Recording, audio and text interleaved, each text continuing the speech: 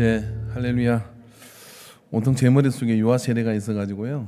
제가 오늘 본문 읽어도 까먹고 저 유아실에서 계속 뭘 먹이고만 있어가지고 안 나오면 어떡하나 걱정을 하느라고 제가 좀 혼란스러웠습니다. 우리 옆 사람한테 이렇게 축복하시기 바랍니다. 그 집에도 출산의 복을 마음껏 부어주세요. 아니 우리 근사인들 나라 소리가 아니고 손자 손녀들 그렇게 은혜가 임하기를 주의 이름으로 축원합니다. 이렇게 인사하신 분들은 장가 못 간 분은 장가 가게 될 것이며 시집 못 간 분은 시집 가게 될 것이며 시집 가면 셋이 텅텅 나와서 그런 은혜가 임할 줄로 믿습니다. 할렐루야. 최근에 우리 교회에 어떤 잉태의 그런 소식과 출산의 그런 복들이 임하고 있어서 너무 이렇게 기쁘고 좋습니다. 향후 교회가 부흥되면 모든 아이들은 나라 그럼 우리 교회가 키울게라고 할 수 있는 재정적 지원도 마음껏 아끼지 않는 그런 교회로 소문나게 되기를 바랍니다. 그거 외에 다른 것보다 소중한 게 없습니다. 우리가 이슬람하고 그 종교적 경쟁을 한다 그러면 그 친구들은 뭐 이상한 거 아니에요. 주일학교 이런 거 안 해요. 그냥 애만 낳습니다. 그냥. 그래도 계속 차고 넘치고 있습니다. 근데 우리는 좀 출산의 복이 좀 닫혀 있어서 저도 애 낳아서 알지만 그게 보통 쏙 썩는 일이 아니거든요. 근데 누구나 다 힘든 거예요. 그렇지만 하나님께서는 그것이 가장 우리에게 이 땅을 살아가는 동안에 주신 사명 중에 사명인 것을 기억하고 꼭 결혼하시기를 바랍니다. 할렐루야. 그리고 결혼하시면 꼭 아이를 낳으시기 바랍니다. 그리고 아이를 낳으면 인간교회가 키우겠습니다. 영적으로 그런 복을 누리게 될 줄로 믿습니다. 오늘 추수감사절입니다. 그래서 유아세를 하고 이래가지고 설교를 최대한 짧게 심플하게 할 예정이거든요. 근데 좀 집중해서 들어주셔야 되는데 혹시 한 분이라도 졸면 5분씩 늘어나게 되겠습니다. 그러니까 설교가 늘어나면 누가 좋은 분이 있다 생각하시면 되고 옆 사람 서로 이렇게 다시 한번 졸지 말고 빨리 들어 설교 빨리 끝내자 시작. 큰 감사는 큰 고난의 산을 넘어서 옵니다. 그래서 우리가 어떤 일에 어떤 분이 너무 감사해요 할 때 감사해요 하는 거고 버스 타고 내리면서 기사분한테 감사해요 하는 거고 다른 감사를 드릴 때가 있죠. 근데 그 큰 감사, 그 큰 감사의 표현을 오늘 다윗은 이렇게 표현했습니다. 내게 주신 모든 은혜를 내가 여호와께 무엇으로 보답할까? 무엇으로 보답할까는 이 질문에는 이런 것이 있는 거죠. 하나님이 내 감사의 대상인데 하나님이 내게 한 것을 내가 뭔가 갖고 싶은데 갚아드리고 싶은데 그분은 부족한 것이 없으니 그분은 필요한 것이 없으니 내가 무엇으로 보답? 근데 아무튼 보답을 하고 싶다. 그런 마음을 다윗이 가지게 된 거죠. 여러분 인생을 살면서 누군가에게 하나님 빼고 누군가에게 나는 저분에게 정말 무엇으로 보답할까 하는 고민을 해보신 적이 있으십니까? 은혜를 갖고자 하는 그런 마음을 가지고 열심히 사는 사람이 있습니다. 반대의 사람도 있습니다. 보복. 내가 저 인간을 꼭 죽여야지. 내가 저 사람을 꼭 어떻게 안갚음을 해야지. 나한테 그럴 수가 있어? 그러고 이렇게 발톱을 세우거나 칼을 갈거나 그러면서 이빨을 갈면서 그렇게 사는 보복이 삶의 그런 에너지가 되어가서 사는 사람이 꽤 많습니다. 그래서 내가 출세해야 되고 그래서 내가 돈도 더 많이 가져야 되고 그래서 내가 더 힘을 가져야 돼라고 사는 사람이 있습니다. 여러분 그 두 사람의 삶의 방식에 있어서 누가 행복할까요? 누군가를 죽이거나 누군가에게 보복을 하려고 그러면요 내가 만신창이가 돼요. 살아가는 시간들이 다 뭘로 채워지게 되면 원수 갚는 것, 보복하는 것, 저주하는 것 이런 걸로 채워지게 되거든요. 그러면 좋습니다. 그렇게 해서 보복을 한들 그렇게 보복하고 이루어졌을 때 내가 되돌릴 수 없는 시간은 복수하고 보복하려고 하는 시간으로 다 소모되어 버린 거예요. 이긴 걸까요? 영화 볼 때 제일 짜증나는 게 있는 거 아닙니까? 나쁜 짓 한 사람은요, 떵떵거리고 잘 살고 행복하게 잘 살고 사는데, 거기에 복복하고자 하는 사람은 산에서 혼자 칼 갈고 막 이렇게 연습하고, 그러다가 막판에 가서 원수를 죽여요. 그 원수를 죽이는데 시원치가 않아. 누가 이긴 걸까요? 산에서 혼자 고독하게 그렇게 칼을 가는 사람이 이기겠습니까? 저는 기분 나쁜 영화가 이런 영화입니다. 나쁜 놈은 그 영화 전체적으로 다 비옥하게 살다가 막판에 복수를 받아가지고 죽는다. 엔딩이 그렇게 끝나요. 그럼 이긴 게 아닌 게 되는 거거든요. 반대로 벌써 3분이 졸았기 때문에 15분 늘어났습니다. 저는 마음 편하게 설교할게요. 반대로 작은 건데도 너무 큰 은혜, 무엇으로 보답할까 하는 마음을 가지고 어떻게든 은혜를 갖다 감사하다. 왜 그런 사람 만나보셨어요? 전에 과거에 내가 뭘 조금 해줬는데 볼 때마다 그때 나한테 그렇게 했지, 그때 나한테 그렇게 너무 감사해요. 너무 감사. 여러분, 이거 세월 지나도 안 바뀌는 사람이 있어요. 그런데요, 어제 결혼식이 있어가지고 갔는데 어떤 목사님이 서로 인사하다가 둘이 다정하게 이야기를 하더라고요. 근데 지나가다가 어떻게 다정하지 않는데 다정하다 싶어가지고 그래 이야기했더니 그걸 친한가 봐 그랬더니, 아니 저 목사님이 학교 다닐 때 네가 목회하면 내가 손목을 잘라버릴게 그랬던 사람이라는 거예요. 몇 년이 지났어. 지금 20년 30년이 지났는데 그 말이 딱 꽂혀가지고 편하게 지내긴 하지만 어쩌다 결혼식에 만났는데요, 그 말이 그 사람 보고 생각이 난 거 아니요. 내 예수 이름으로 명하노니 모든 나쁜 추억과 복수하고자 하는 마음은 잃어버릴지니라.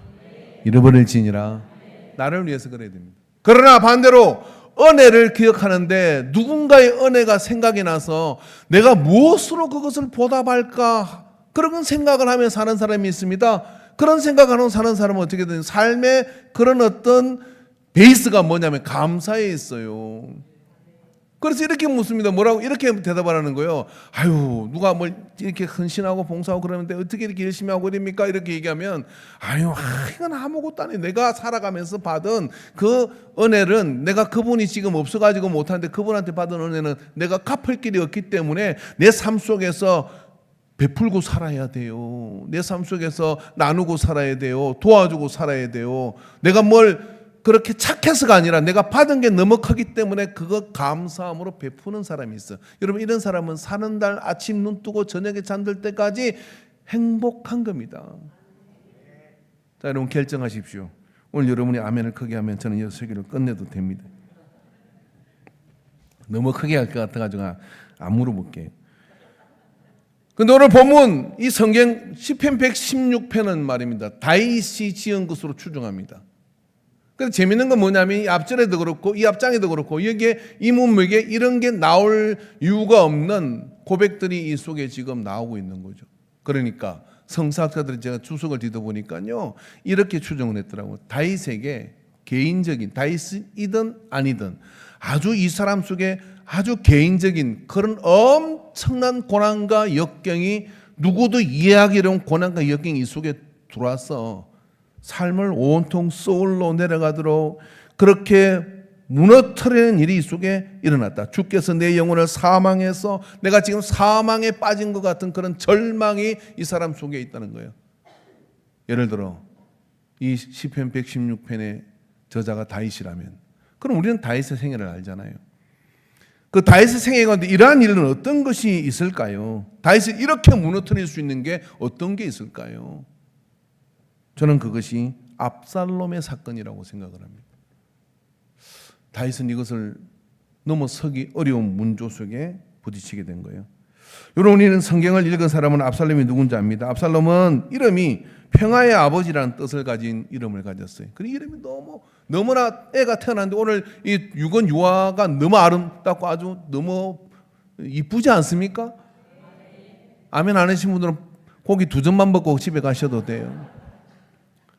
굉장히 이쁜 아이가 태어난 거예요. 그래서 너는 이제 평화의 아버지가 되라 라고 이렇게 이름을 지었어요. 다윗의 셋째 아들로 태어납니다. 다윗과 마아가 사이에 태어난 그런 아이인데, 이 아들이 사람에서 헤브론에서 출생해가지고 자라서 용모가 출중하고 추종을 불하는 그런 외모가 뛰어난 거예요. 머릿결도 너무 그냥 굵고 그렇게 되었습니다. 그러다가 어느 날 암놈이 이게 문제예요.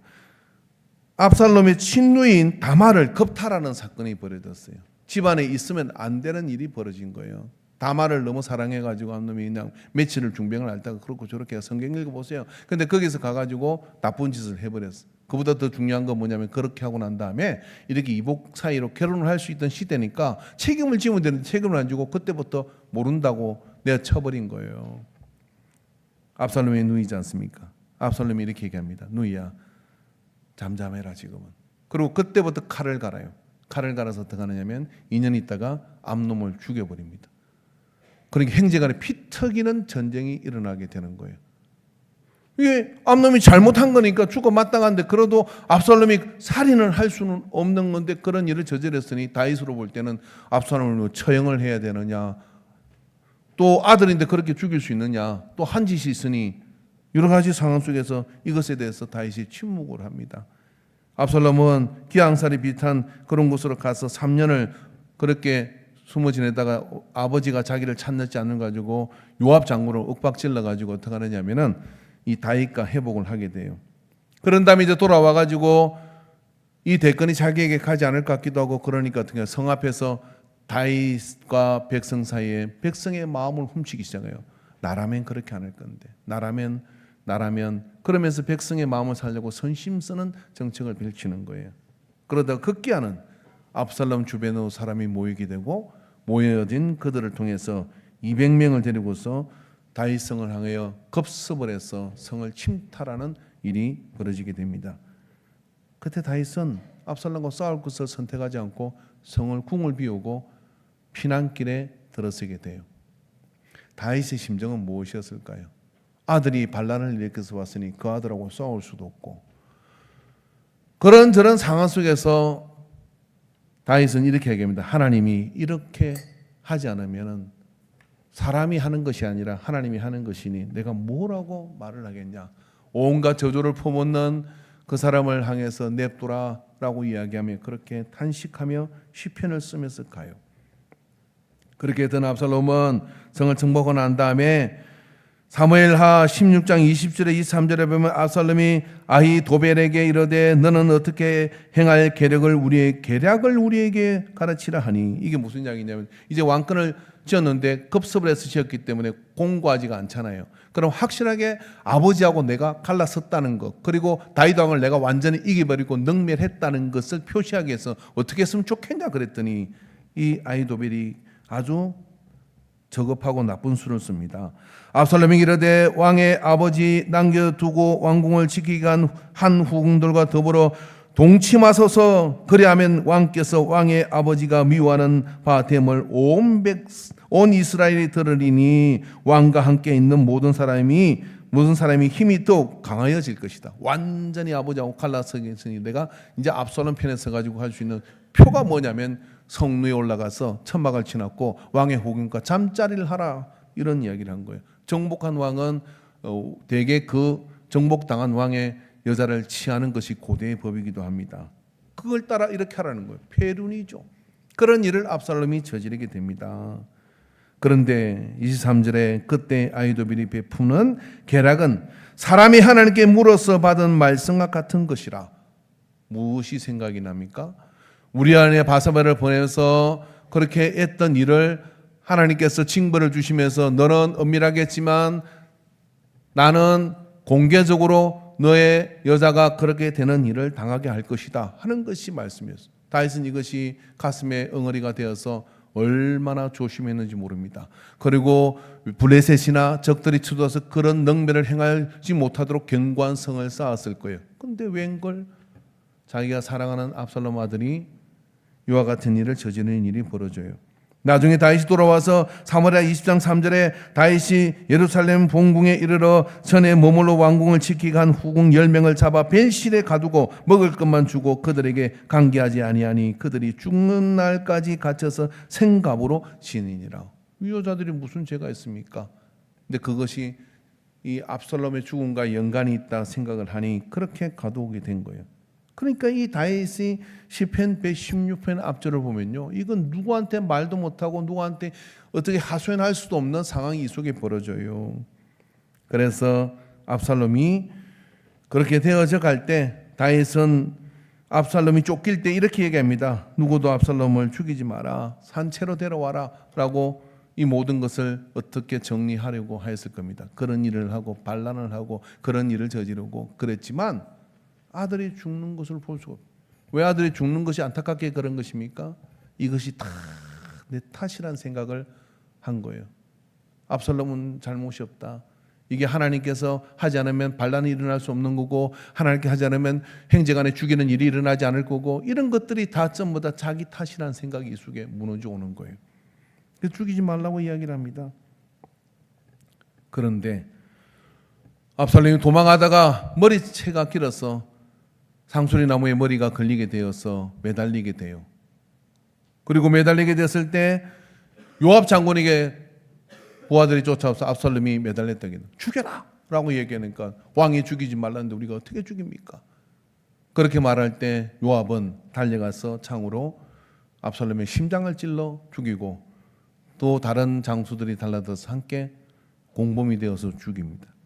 이야기를 듣던 왕은 무너지게 돼요. 사무엘 18장 33절부터의 말씀을 보면 왕의 마음이 심히 아파 문 위층으로 올라가서 우니라. 그가 올라갈 때 말하기를 내 아들 압살롬아, 내 아들아 압살롬아, 차라리 내가 너를 대신하여 죽었다면 압살롬 내 아들아 하였더라. 어떤 사람이 요압에게 이르되 왕이 압살롬을 위하여 울며 슬피하며 하시나이다 하니 왕이 그 아들을 위하여 슬퍼한다 함이 그날의 백성들에게 들리매 그날의 성리가 모든 백성에게 슬픔이 된지라.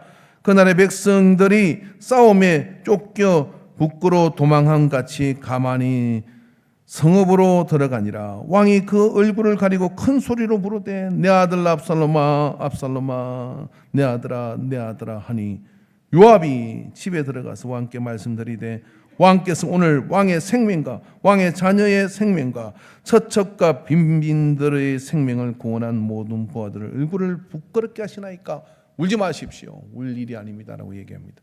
요압은 왜 죽인 것일까요? 여러분, 요압은요 경험이 있어요.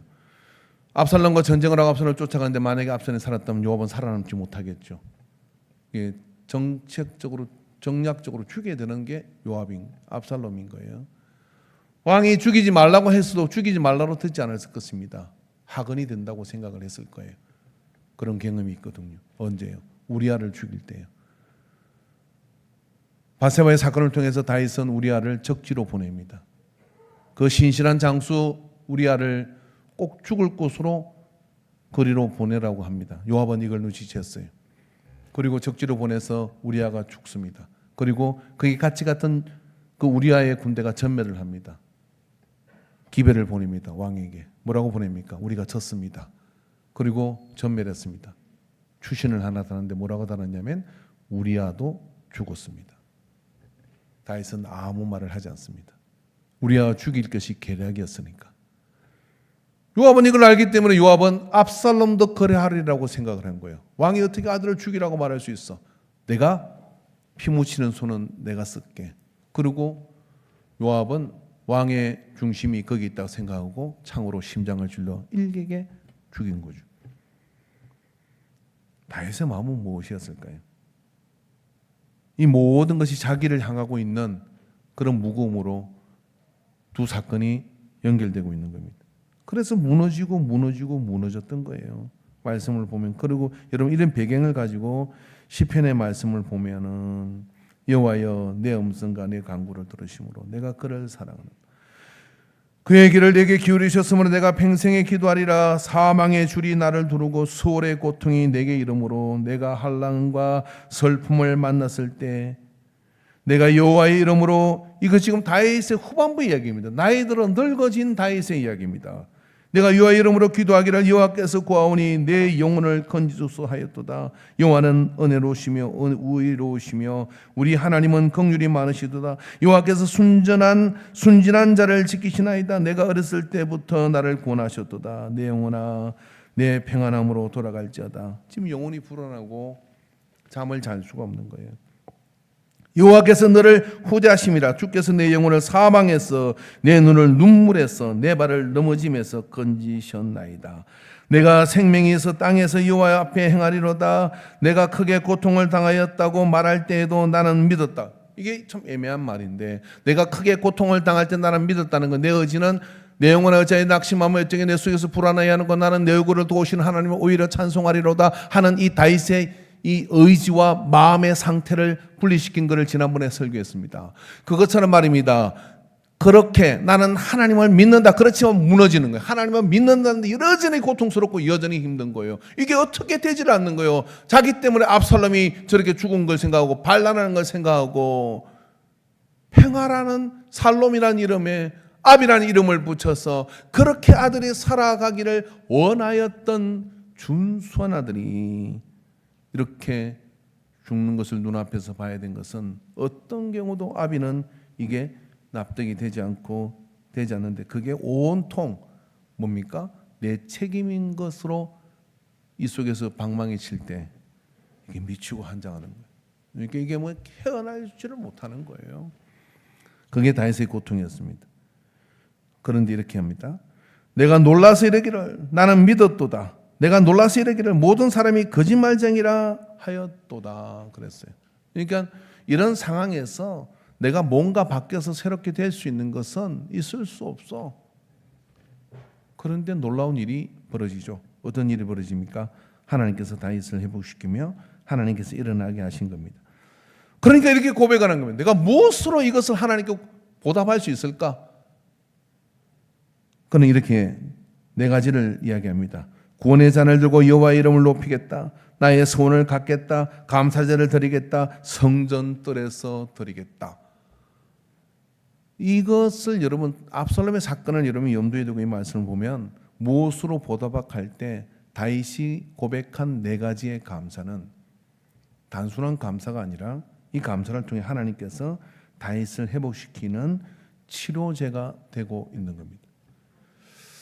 여러분 잘 기억해야 될 게 뭐냐면, 우리가 감사할 때요, 하나님께 이렇게 감사해 나갈 때 이 감사는요, 하나님 내게 주신 것을 내가 보답하는 감사이지만 이 감사를 통해서 우리가 실패하고 우리가 좌절하고 우리가 상처받고 우리가 무너진 것들은요, 복수하고자 하는, 보복하고자 하는, 그게 보원하고자 하는 그런 마음이 우리 속에 들어와서 그 대상이 하나님이 되고, 그래서 그 하나님 앞에 내가 감사함으로 나갈 때 그 감사는, 감사할 작정을 하고 하는 감사는, 그렇게 찬양하겠다고 한 것은 감사하겠다는 단어와 똑같은 거거든요. 근데 그 감사할 때는 그것은 뭐냐면 우리를 뿌리까지 치료하는 치료제가 되는 거예요. 그런 치료가 오늘 하나님께서 역사해 주실 줄로 믿습니다.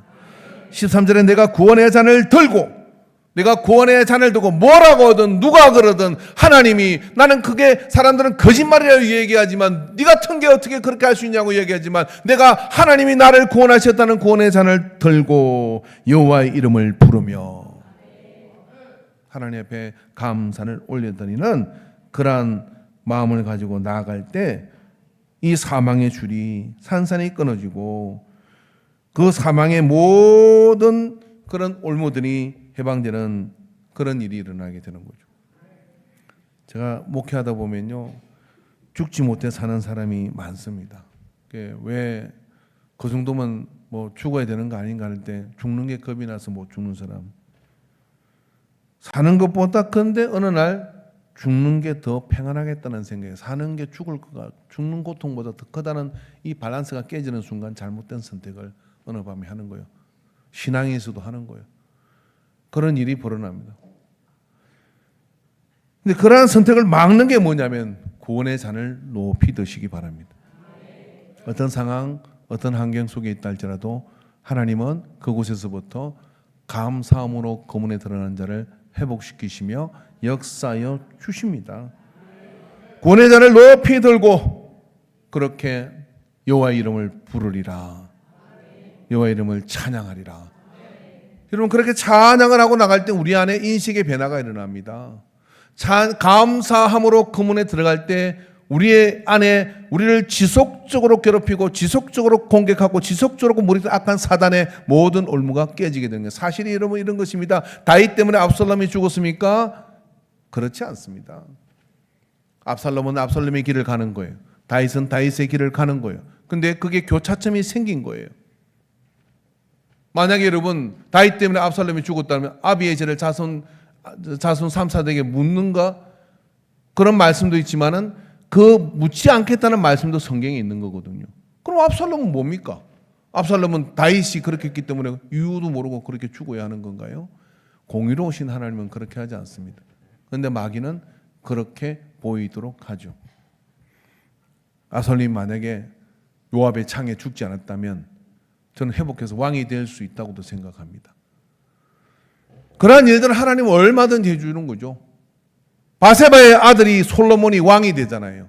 이걸 뭐라고 설명을 하겠습니까? 그런 씨는 왕이 되면 안 되는 거잖아요. 근데 하나님은 그렇게 쓰신다 이 말이에요. 가룟유다가 자살하지 않았다 그러면은, 잘못된 선택을 하지 않았다 그러면 베드로보다 훨씬 깊이 회개하고 아주 은혜로운 간정자가 되어졌을 것입니다. 우리에게 이게 필요한 것은 뭐냐면 구원의 잔을 높이 드는 거예요. 감사함으로 여호와의 이름을 부르는 겁니다. 여호와여, 내가 망했나이다. 여호와여, 내가 절망하였나이다. 그렇게 나갈 때 주님은 아니다. 지금부터 시작이다. 지금부터 내가 너와 함께하겠다. 말씀하여 주실 줄로 믿습니다. 이게 여러분 감사가 주도하는 인생의 치료제예요. 그런 회복의 역사가 일어나게 되기를 주의 이름으로 축원합니다. 14절에 여호와의 모든 백성 앞에서 나는 나의 소원을 여호와께 갚으리로다. 고난 중에 하나님과 거래한 것이죠. 선한 것을 갚는 감사. 여러분, 사람은요 고난과 실패를 통해서 영적 성장을 합니다. 제가 보니까 큰 목회를 하거나 큰 은혜를 끼치는 모든 분들은 이런 게 있더라고요. 비슷해. 뭐냐면은 큰 고난이 왔어. 그리고 하나님한테 크게 잘못해가지고 두드려 맞가지고 그때 이런 기도를 합니다. 주님, 살려만 주시면. 많이 해본 거 아닙니까? 그때 바닥에 바싹 주저앉혀졌을 때 이런 이야기를 하죠. 주님, 제게 돈을 주시면 성전 건축을 하겠습니다. 소원하잖아요. 주님, 제게 움직일 힘만 있어도 교회 가서 화장실 청소하겠습니다. 사지육신 무신할 때는 뛰다니라고 그런 생각 안 해. 꼭 사지가 멈춰가지고 병원에 들어놓아가지고 호수 꽂고 있을 때 그런 이야기를 합니다. 주님, 제가 회복시켜 주시면요 평생 2층 화장실은 제가 청소하겠습니다. 이런 이야기 하는 거예요. 그게 소원이거든요. 그런 거면 소원하겠습니까? 주님, 제 목을 회복시켜 주시면 평생 찬양 사역자로 그냥 옆에 서 있기만 해도 그렇게 서서 찬양하겠습니다. 우리 은혜 집사는 그런 고백을 했다고 하던데, 그죠? 그게 소원이거든요. 근데 그것 때문에 어떡합니까? 비가 오나 눈이 오나 바람이 부나 어떤 역경이 있어라도 뭐 술을 먹어야 되느냐, 담배를 피면 지옥 가느냐, 술 먹으면 지옥 가느냐, 이런 뭐 쓸데없는 하지만 아랑곳하지 않고 그런 고난과 역경 속에서 소원한 게 있어. 모르겠는데, 신학적으로 모르겠는데 나는 하나님 앞에 그 고난 속에서 이걸 소원했어. 평생 하나님이 기뻐하는 것만 먹고 술은 안 먹기로 작정을 했다는 거예요. 그게 소원이에요. 그러니까 그걸 통해서 무슨 일이 일어나냐면 영적 성장이 일어나는 거예요. 다윗에게도 이게 일어나는 거죠. 다윗에게도 이와 같은 감사함으로 그 가운데 소원한 것을 갖겠다고는, 그리고 백성들 앞에서 내가 공개적으로 다 갖겠다고 하는 그런 소원을 함으로 인해 가지고 다윗의 영적 성장이 그 속에서 일어났어요.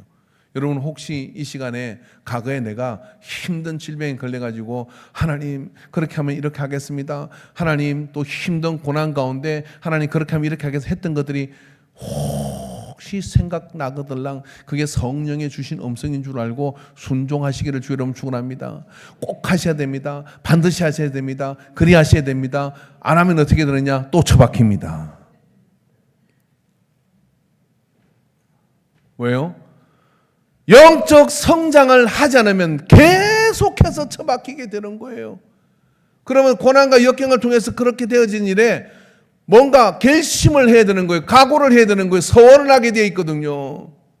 그리고 서원한 것을 기록하십시오. 그런 다음에 어떻게 하냐면 세월이 지나도 그게 해로울지라도 그것 때문에 내가 생명을 걸어야 될 상황이 있다 할지라도 성경은 뭐라고 합니까? 갚아라, 지켜라 라고 이야기합니다. 누구를 위해서? 하나님 위해서? 아니요. 당신의 영적 성장을 위해서 갚으라는 거예요. 내가 무엇으로 하나님께 보답할까 할 때 다윗은 이걸 생각했어요. 그리고 그걸 갚겠다고 고백을 하고 있는 겁니다. 하나님은 다시 쓰시는 하나님입니다. 사무엘상 1장 11절에 서원하여 이르되 만군의 여호와여 만일 주의 여종이 고통으로 돌보시고 나를 기억하사 주의 여종을 잊지 아니하시고 주의 여종에게 아들을 주시면 어떻게 얻은 아들인데 그 평생의 그를 여호와께 드리고 삭도를 거머리에 대지 아니하겠나이다. 한나가 사무엘을 드립니다. 여러분, 한나가 사무엘을 끼고 살았으면 사무엘이 되지 않아요. 근데 한나는 그렇게 얻은 아들을 어떻게 젖대고 갖다 줍니까? 엘리 제사장한테 서원한 거니까 갖다 줬어요.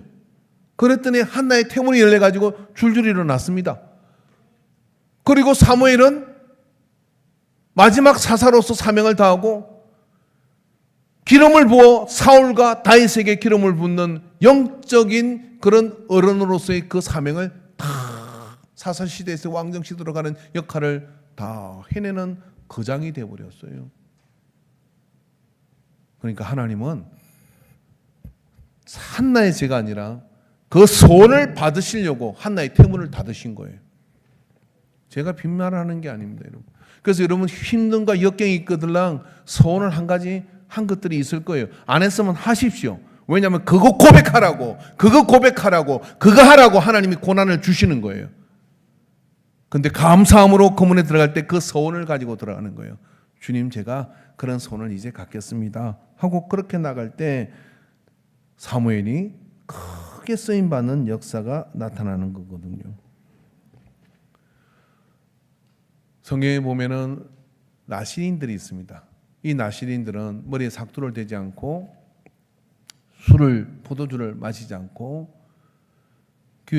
일반인들보다 지켜질 규약이 많아져요. 평생에 단 한 번 이스라엘에 경건한 남자들은 3년에 나시린 서원을 해요. 날 때부터 나시린이 있고 서원을 해서 나시린이 되는 사람이 있어요. 그 서원, 그러니까 이스라엘 사람들은 전부 다 남자들은 한 번은 서원을 하는 겁니다. 제가 3년을 그렇게 구별된 삶으로 살겠습니다 하는 거거든요. 그런데 이걸 지나고 난 다음에 성인식을 하고 지난 이 이스라엘의 남자들이 이 나시린 서원을 해서 3년을 지나고 난 뒤는요, 온전히 영적 성장을 경험하게 됩니다. 제가 보니까요, 고난이 올 때 서원을 하면 그 서원을 통해서 하나님은 그 고난보다 더 큰 고난을 감당할 수 있는 그런 영적인 건육과 성장을 이루어 가셔요. 강한 훈련이 강한 군인을 만들어내고 거친 파도가 탁월한 강한 선언을 만들어내는 거와 원리가 똑같습니다. 근데 그때 서원을 하는 사람이 있고 그 서원을 지켜내는 사람이 있는가 하면 그냥 입술에 발린 것처럼 그렇게 하겠어요 해놔놓고 그 다음에는 딴짓거리하고 돌아다니잖아요. 그러면요 또 무너져요. 왜? 성장을 못했으니까 또 무너지는 겁니다. 그러므로 성장을 위해서 서원을 하는 자가 되기를 주의 이름으로 축원합니다. 할렐루야. 베드로가 배신을 했어요. 그 베드로가 배신을 했을 때 예수님은 와가지고 베드로를 책망해요. 보다 너 나 찬양하냐 이렇게 묻는 거예요. 뭐 말을 이렇게 했죠. 너 나 사랑하냐. 그 이야기가 어떤 거냐면 나에게 감사와 찬양을 하냐 이렇게 묻는 거죠. 그래서 베드로는 고백합니다. 제가 주를 사랑을 주께서 아시나이다. 사랑합니다가 아니라 이걸 돌려가지고 알면서 왜 물어봐요. 여러분 누가 뭐 말할 때 알면서 왜 물을까 모르는 거예요. 그러니까 고백을 해야 돼. 아내들이야 남편에게 고백을 반드시 받아낼지니라. 옛날에 그 목사님들 사모 모임에서 문자를 보내가지고 사랑해라고 보내가지고 제일 빨리 답변이 오는 사람한테 무슨 선물을 주기로 했대. 제가 제일 빨리 답변을 보냈거든요. 사랑해 보냈는데 내가 뭐냐, 미투 하고 보냈어. 그랬더니 사회자가 안 된대요. 그 상을 못 받았어요. 정확하게 고백을 해야지. 정확하게. 그런 것처럼 여러분, 예수님은 정확하게 베드로에게 감사를 받으려고 합니다. 사랑을 받으려고 합니다. 그런 동안에 무슨 일이 벌어지죠? 베드로의 마음을 짓누르던 무너짐과 실패가 수술되어지고 고쳐지기 시작하는 거예요. 그러고 어떻게 됩니까? 모든 것을 아시오매 주께서 내가 사랑하는 것을 주께서 아시나이다. 고통스러워하며 고통스러워. 이 고통이 동반되는 거예요. 그리고 사랑한다고 고백을 하는 감사를 올려드릴 때 내 양을 먹이라, 내 양을 치라. 그러면 사명을 회복시켜 줬어요. 오늘 이것이 여러분 감사들을 통해 하나님 우리를 성장시키는 방법입니다. 감사함을 감사 예배로 드릴 때 그 속에서요 하나님께서는요 우리에게 거룩한 안정감과 그 행복감을 우리에게 회복시켜 주시는 거예요.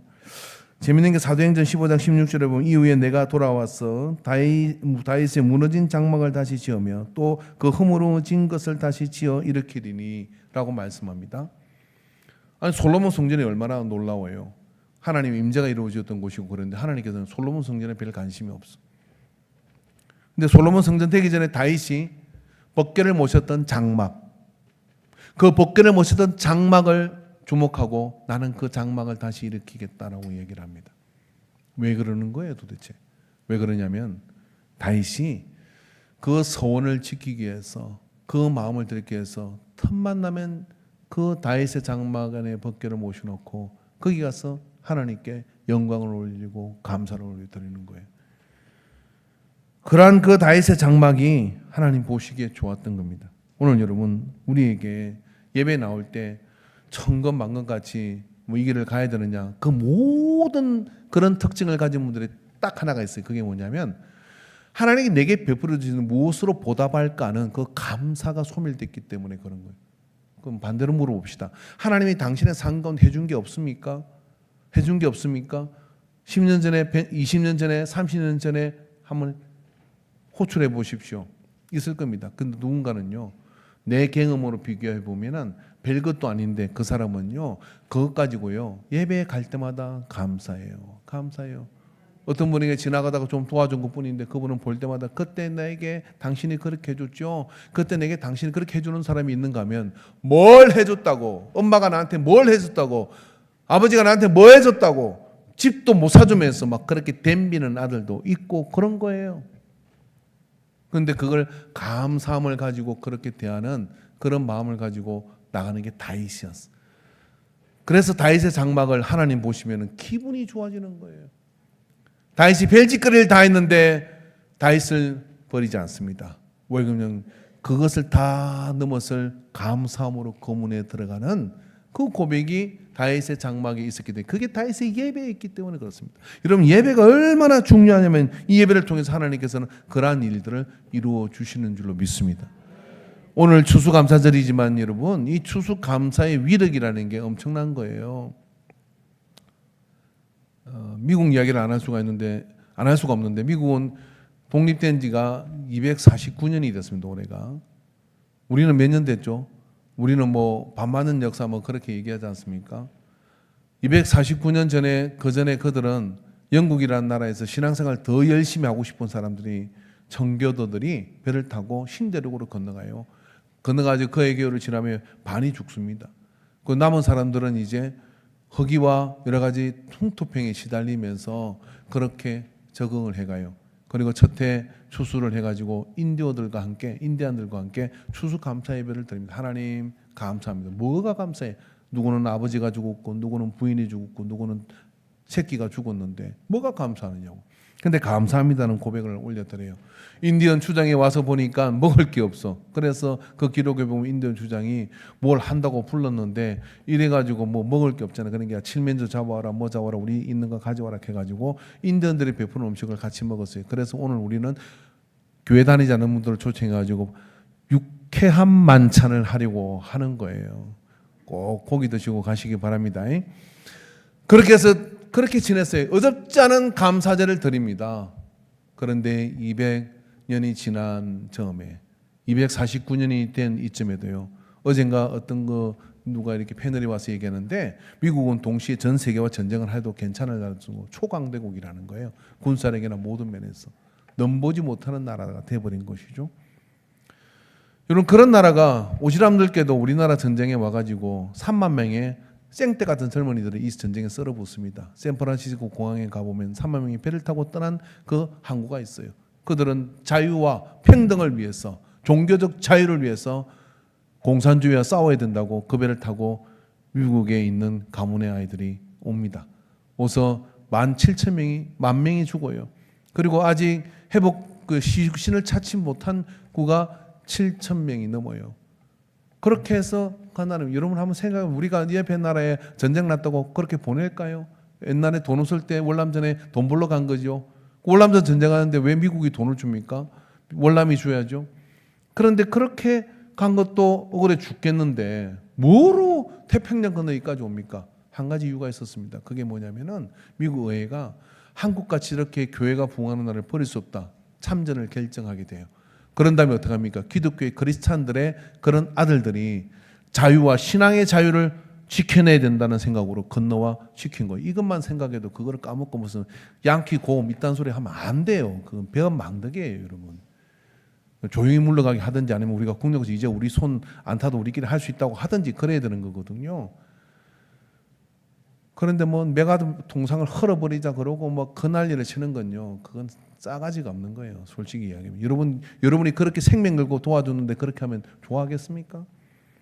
근데 왜 이들은 이렇게 하는 거예요, 미국은? 왜냐하면 출발 자체가 감사해요. 받은 은혜가 넘어서 무엇으로 보답할까? 하나님한테는 갚을 게 없으니까 어떻게 합니까? 주변을 그렇게 베풀라는 거예요. 그래가지고 오지랖 넓게 돌아다니면서 저 고생을 하는 거다고 생각이 들어요. 제가 생각할 때는 호구지 있을 때까지 한 거죠. 뭐 그렇게 해야 되느냐 이거죠. 무슨 남의 나라 와가지고. 근데 이제 뭐 좀 올리자 하니까 난리가 나죠.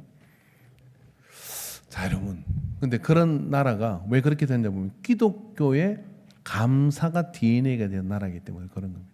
감사가 DNA가 된 나라. 그럼 우리가 좀 몰라도 눈치를 채야 될 게 있잖아요. 감사하면 인생이 잘 되는구나. 복수하려고 하면은 맨날 핵이나 만들어내고 어떻게 죽일까 궁리하면은 같이 죽어요. 같이 죽는 거예요.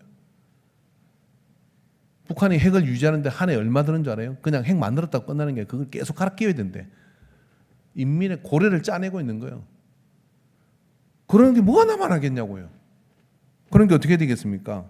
감사함으로 베풀고 나가는 그런 가정이 되시고 인생이 되시고 삶이 되시고 유곤여아가 되기를 바랍니다. 할렐루야. 감사가 주도하는 삶이 될 때 회복의 역사를 이루게 될 줄로 믿습니다. 어떤 경우도 여러분 감사를 빼앗기는 보원하고자 하는 그 마음 빼앗긴 보복의 삶으로 이를 갈며 단 하룻밤도 지내지 마십시오. 그건 바보입니다. 멍청입니다. 그냥 감사하세요. 예를 들어 어떤 사람이 나한테 1,000만 원을 사기치고 갔어. 미워, 이뻐, 어떻습니까? 죽이고 싶어요. 근데 이렇게 생각하는 거, 아유, 1억 틀릴 뻔했는데 1,000만 원 틀려고 수업료 냈다. 그런 사람이 있는가 하면 1,000만 원을 어떻게? 그리고 막 합병으로 그리고 암 걸리고 그리고 2,000만 원 더 수술하고 그리고 그 다음에 숨이 깔딱 넘어가도 호수 꼭 건너가 죽으면서 그 새끼 꼭 죽이라 아들에게 유언을 남기고 씨발을 말아 먹어요. 그런 짓 하지 마세요. 감사함으로 보온하고자 하는 마음으로 참 사람이었거들랑 하나님께 감사하고 나가시길 바랍니다. 할렐루야. 기도하겠습니다. 하나님 아버지, 다윗같이 믿음이 그렇게 충만했던 다윗도 쏘가리를 하며 힘들어하는 진퇴양난에 빠진 상황이 있었습니다. 압살롬의 죽음. 이건 도대체 해결이 되지 않는 고통이었고 함몰 웅덩이였습니다. 그러나 그가 구원의 잔을 높이 들고 여호와의 이름을 부름으로 감사함으로 나가 치유받으며 회복되며 역사를 이루게 됐습니다. 오늘 이 감사들을 통하여 모든 어둡고 칙칙한 모든 것들이 이 감사의 제단에서 화목제물이 되신 예수님을 통하여 청산되게 하옵소서, 회복되게 하옵소서. 예수님의 이름으로 기도합니다. 아멘. 이제는 길이요 진리요 생명이신 우리 주 예수 그리스도의 구속의 은혜와 이 천지우주 만물을 만드시고 세대로 인도하시는 하나님 아버지의 사랑하심과 성령 하나님의 역사하신 교통하신 감화하심이 오늘 추수감사절을 맞아 무엇으로 보답할 거라고는 그 고백을 쏟아내며 감사함으로 삶을 이길 것을 작정하는, 치유받을 것을 작정하는 모든 예배자들의 머리에 이제로부터 영원토록 함께 있을지어다. 아멘, 아멘, 아멘.